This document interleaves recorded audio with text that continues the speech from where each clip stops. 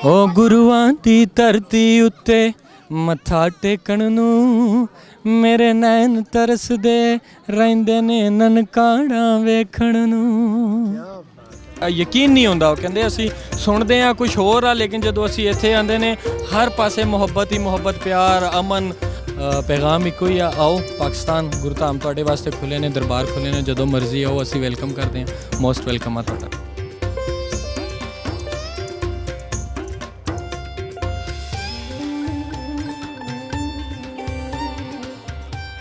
जी अस्सलाम वालेकुम ते सत श्री अकाल जी। मेरे नाल इस वेले मौजूद ने जिन्हां दा नां लईए ते मूँह दे उत्ते मुस्कुराहट आ जाती है ते जिन्हां दा नां लईए ते चेहरा गुलाब दे फुੱਲ की तरह खिड़ जाता है।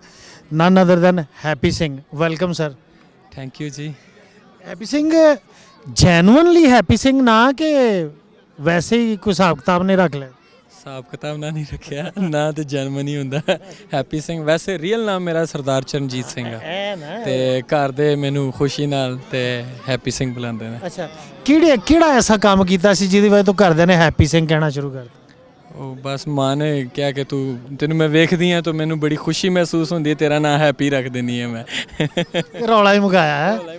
अच्छा हैप्पी सिंह तुसी एक कलाकार हो, अल्लाह ताला ने तुहानू बड़ी खूबसूरत आवाज़ दी है और खूबसूरत शक्ल भी दी है क्योंकि गाना अजकल सिर्फ सुनिया नहीं जाता गाना वेख्या भी जाता है।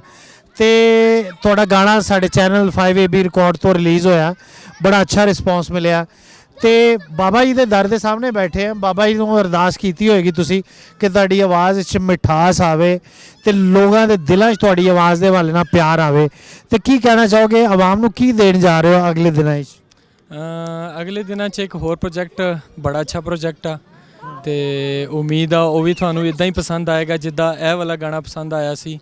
ते साडी हमेशा कोशिश हुंदी है कि पाकिस्तान दा एक अच्छा इमेज बाहर दे कंट्रियां च जावे ते गाना या फिल्म या डॉक्यूमेंट्री या जो भी तुसी अगर करदे हो इदां दा होवे कि घर विच मावां भैणां सारे वेखण ते खुश होण, अच्छा इमेज जावे, सारे देखण ते अच्छा वधिया उन्हां नूं लगे।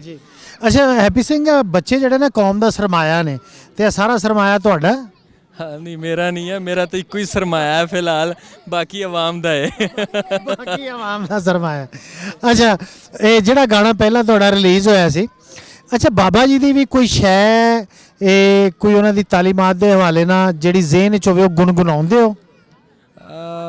ऐसे तो कीर्तन करते हैं गुरुद्वारा साहब च साडी ड्यूटी होंदी आ ते गाना पहली बारी कीता है, गाना वधिया हो गया ते कीर्तन तो चलता रहता लाइफ का हिस्सा है। कीर्तन जेह्ड़े है इबादत हैगी आ ते ओह साडी चलदी रहिंदी। आवाज़ दी जैनुअनली जिहड़ा हक अदा हुंदा ना खालक दे अगे वो कीर्तन करके ही हुंदा।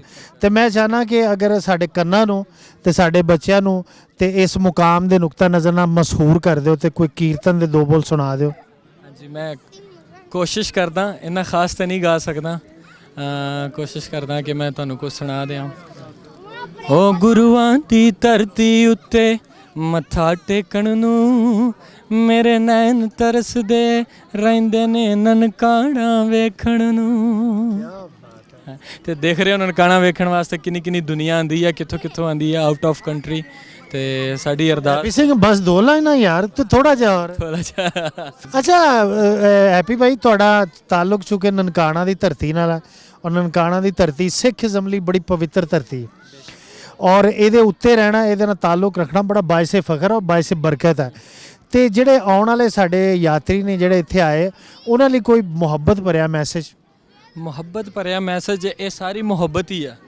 वो आंदे ने वो प्रोटोकॉल देखते हैं जो इत्थे पाकिस्तान आते हैं, इत्थे दी सिक्योरिटी देखते हैं तो वो मतलब कि वो यकीन नहीं होंदा। कहते असी सुनते हैं कुछ होर आ लेकिन जो असी इत्थे आते हैं हर पासे मुहब्बत ही मुहब्बत प्यार अमन हर चीज़। लंगर की अगर तुसी गल करो तो लंगर वाले पासे तुसी गए होने उत्थे प्यार आ।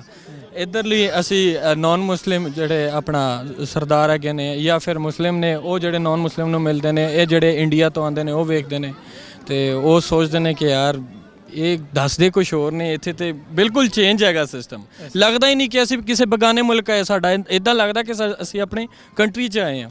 तो बाकी पैगाम इक्को ही आ, आओ पाकिस्तान गुरधाम तुहाडे वास्ते खुले ने दरबार खुले ने जदों मर्जी आओ असी वेलकम करते हैं। मोस्ट वेलकम आ तुहाडा। बहुत शुक्रिया।